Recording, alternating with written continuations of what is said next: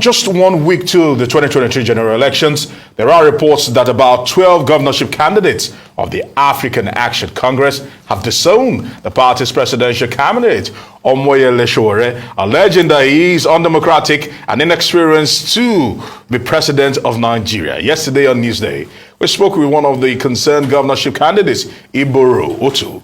Here's a bit of what he said. It's quite sad that we are having to face this now. But because we owe this responsibility to Nigerians and to our people, we believe that we should let them know the choices that they have so that when the decisions are being made by them at the polls, they can know that at least we told them. And this has been going on ever since last year, and we have been trying to manage it ever since the presidential candidate, especially, who also doubles as a chairman of the party, illegally and unilaterally expelled some governorship candidates of the party. And we had to ask, other governorship candidates had to reach out to ask if this was the right thing to do, looking at the fact that all the governors came together and wrote a letter to the National Working Committee asking them, look, that we needed to expand the party in terms of having the state structures, the ward and unit structures, having the executives in place, and also some other questions to see how we could all get together to grow the party since it was quite small. But unilaterally, Sowore decided to send some people away and destabilize our elections. And over time, this happened last year, December 31st. The other governors that tried to get across to resolve this issue in the past 6 weeks have decided to come to our side and say, look, we don't think with the presidential elections, this man represents what Nigeria wants at the moment, which is unity, someone that has the leverage and the understanding of bringing people together to work towards a common goal, and also to let Nigerians know that we independently are also, because there are allegations now which borders on blackmail, where they are using institutions like Sahara Reporters to say that we are selling out or we are no more running in our different states. Of course, we are not selling out. We are not sellouts. We are running in our elections, but we are telling Nigerians that we are no more backing Sowore as a presidential candidate, because the same way he's insulting other candidates and other people across board, it's the same way he's insulting us and insulting our, intelligence with regards to democracy. AAC's Iboro Otu there for his response to the crisis engulfing his party. We're now joined by Omoyele Sowore, the presidential candidate of African Action Congress. It's good to have you with us as always. Thank you very much for that. So the claims by 12 of your party colleagues against your presidential candidacy are quite strong. Can you give us more insight on this? And according to Otu there, it's been lingering for about a year. And why is this coming to light just now, we're barely days to the polls? Well, let me just clarify a few things. One, even Iboro hasn't been a member of our party for up to a year. Our party was similarly hijacked after 2019 election, and we fought for 3 years in the Court of Appeal, and we won on June the 2nd. At that time, they weren't members of the party. What we did, in bringing them back together, everybody in the party, was to accept some of the candidates that were even part of those who hijacked the party as a means of accommodation. So he was one of the people who just recently joined the party, not up to a year ago. You can ask him that. And secondly, he was expelled by the state arm of the party, not the national body, because he went with the chairman of the party in his state to negotiate with the PDP to sell his ticket for 3.2 billion. I forwarded it to him, and he never responded to it today. So, because I know him personally, we play table tennis at my place in Abuja on a regular basis. But he couldn't respond to it, and I was like, wow, this is quite heavy. How would you be negotiating away your ticket? And what you should know about politicking is that this is a week for cash out. Suddenly, this guy has never been invited to your show to talk about his programs for Akwa Ibom. Suddenly, he's now a national figure. Somebody is always behind this. That's how they try to hijack our party. In 2019, and we fought and won back. So I am not interested in talking about someone who's expelled by the state branch of the party as far back as January. He confessed that. But he said that he actually accused you of using Sahara Reporters, accused you of almost, not in exact words, but he always was saying that you have become a dictator in your party. That's not true. And if I was a dictator, why would I accept somebody who was not even a member of the party to join the party and take the governorship candidate's position in the party? Is because I am a very open-minded person. But the Sahara reporters publish stories about... No, you see, what you guys should get right. Yes. It's just like for me to come here and say somebody is using Arise TV. Would you accept that? That would be, an insult on your professional integrity. Sahara reporters is like every other platform, Arise, Punch, a news reporting, body. And they report on news. Punch carried it when they were expelled. Doesn't mean that I'm using Punch. That is how news is. You brought him on your platform yesterday. Yes, you did. It's just like for me to come here and say, Nduka Obiagwena is using this guy against me. How would that sound? Yes, Sahara reporters is a platform. Sahara reporters report all the parties, including reports against me. And I found that Sahara, because that's how news platforms operate. Just the same way you brought him here yesterday. He was making all this unfounded allegation. And I'm here today because you invited me to come and respond to it. This is not the most, this is not the best way to use my time 2 weeks to election. But I understand that we have a duty to keep speaking to Nigerian people, to be wary of this kind of activities. What was it that you did 2 weeks ago? You brought Najatu against the APC here, right? The APC people out there insulting you, but you were doing your professional job, all right? Najatu spoke her mind, the other parties speak their mind, and we've all moved on. Why is it that Najatu is no longer trending? It's because other issues have come. But she had legitimate position to present to the public. He came here, presented it. Some people agree with her, some people disagree with her.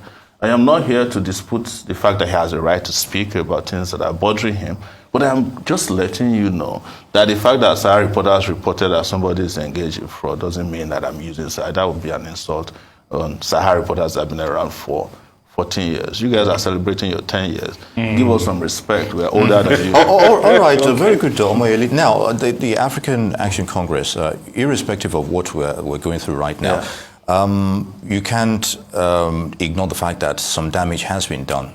This close to the election. Let's face it. You're coming here to clarify that. No, we appreciate you that. invited me. Yes, that's the reason. definitely. I didn't come here because so, I didn't barge into your studio. Very good. So this is politics. So, how would you, reassure the electorate, especially your supporters, going into the elections? The electorates know their candidates. They know that I can never engage in so many. These same allegations were thrown against me in 2019. Some of them came here and said, Sowore is this and that. And then they took the party on the basis of that for 3 years. Like I told you, what did we do as law-abiding? So we went to the Court of Appeal and said they have no right to take over a party we founded. The Court of Appeal agreed with us. That's why I'm contesting in the election this year. If they had gotten away with it, let me just give you small examples. Yeah. After the party was taken away from us, illegitimate by INEC collusion and the government, Wike was the one who funded, and I know you say, don't make such allegations, but I'm just saying. What did they do with the party? In Bayelsa, our party was made to endorse a PDP candidate. In Kogi, they endorsed an APC candidate, those who hijacked the party. You guys were aware of it, you were following it, because they know that our party, in the hands of the right leaders of the party, would never participate in such ignominy. So this is the same thing they are doing now. They've looked at it and seen that about 4 or 5 political parties today endorsed one candidate. They approached us, come and endorse us, whatever you always know. No, we are not endorsing any candidate. Our agenda is different. We are not similar to you. The Labour Party approached us through Donyo Okukpe. When they started out, we said we can't be part of the Labour Party or their candidates because we don't agree on how to move Nigeria forward. So when they can't get this done, then they start hiring individuals to go and make it look like there's division in the party. No, there's no such thing. First, I wanted to correct it. There's no 12th person with whomever came here yesterday. All our candidates, apart from the 4 who were expelled in January, and you can Google this, are with us. There's no question about that. And the reason they were expelled was because they were negotiating to sell. They were supposed to even meet Kenyamu 3 days ago to discuss how to port over to. They said it even at their press conference that they will announce their candidate for the election. Do you think people do that for free in this country, 2 weeks to election? When you are supposed to be campaigning to be governor of your state, you are negotiating with how to sell, how to decide for the political party of which you are just a candidate, which candidates to endorse for the election. Don't you guys know these tricks by now? But how do you stop this? It's still going on. They're still coming out to say all of this. It's How not- is this impacting on it has no those impact. individual states and your party as This is the a last whole? time, for instance, that I would discuss it. And I did it because you invited me. And I need to explain to the public what is going on. You will get more against me, against other candidates, I mentioned to you Najatu in APC. There was a time the Ogun State people came here on Labour Party. Didn't you listen to them? Yeah. As they ended the campaign in the Labour Party, they came here and said that Labour Party pays 100 million naira per. Okay, now let's. So I just want you to understand that. So don't make it look like, you have problem. No, there's no problem. And if there is, this is the kind of problem we are used to. Okay, so talk to me, because as a journalist, Yes. covering and also observing proceedings before, during, and then after elections. Yes. 2019, you were a little bit more out there than you are in 2023. Is it as a result of these internal wranglings and internal democracy? That's one. Not at all. No, that's one. And secondly, I would like to find out from you. In 2019, there seemed to be a wave with this whole not too young to run. Yes. And we saw more young people throw their hats into the ring, Yes. saying that they wanted to run. Yes. For you, because you stood there were talks about coming together, forming a coalition. That did not materialize. 2023, it seems we are back to status quo again. Yes. And we're having older politicians come in as against younger ones. Please try to explain to me, first of all, talk about the internal wranglings. How did they affect the momentum, your build up to this particular elections? And secondly, talk to us about the young people. What happened in this election? The first question you should ask is, what happened to all the young people in 2019? How is it that of all the young candidates in 2019, I'm the only one who came back? That's the first question you ask yourself. And I came back against, a variety of odds. I was detained for 5 months. I was restricted for 3 years. I was shot at. My brother was killed. How is it that it's possible? It is because I was different. And that's the same thing I was saying in 2019. When you say, come together, I saw through it. I went to just one meeting, and I knew it was packaged by the same elders. Because in fact, one of the things they said at Charlie Boy's house was one of the candidates said, the elders are willing to give power to you guys, but they don't want any young person who is antagonistic. That was the day I left the meeting at Charlie Boy's house. I knew this was an arranged system. And they went ahead and chose whomever they wanted. And Kingsley Moghalu disagreed and left I wasn't part of that beyond that. Secondly, regarding whether I was more popular in 2019, we're doing better now, I'll tell you. What is absent from 2023 is that it's harder to get coverage because the money bags are in control of both, the political space as we know it. Are you saying that and the media money bags space. were not present in 2019? They were, but the truth is that this time around, the media is covering less of the new candidates and brighter ideas.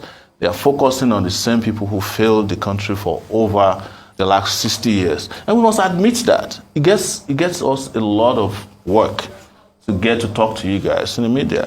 I am not in any way accusing Arise TV. I think you've been fair to us, or you've been fair to our party.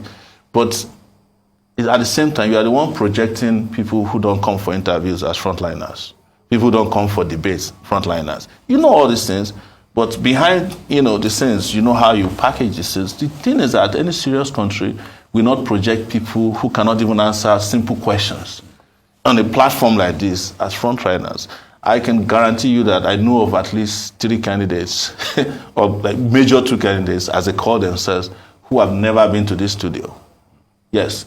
The only one that you interviewed, Atiku, you had to go to his house. Why didn't you come to my house? Atiku was here in the studio. When was that? Atiku was here in the studio. Only once. No, you said they have never been here. No, they have never been here. No, Atiku was here but I wasn't alongside. aware when he came. Atiku has been But here. I know Kwankwaso the has only been one I here. saw was that you went to his house. No, that was a long time ago. Atiku was here. One of our town hall meetings. You know what serious candidates Yes. and serious electoral process against? You keep badgering the candidates. In the US, there's a Sunday morning like this. Every candidate that hasn't come there can never be regarded as a serious candidate. So what I'm saying is that you must subject all of us to equal amount of time and not give time to people. Every day you discuss with APC, you discuss with PDP. Those of us who want to talk to you, we have to beg you to appear on your shows. But the candidates themselves don't come to you've just alluded to the fact that I say you are fair. You didn't have to beg, but you were invited. I said earlier that you have been fair to us, but you could do better.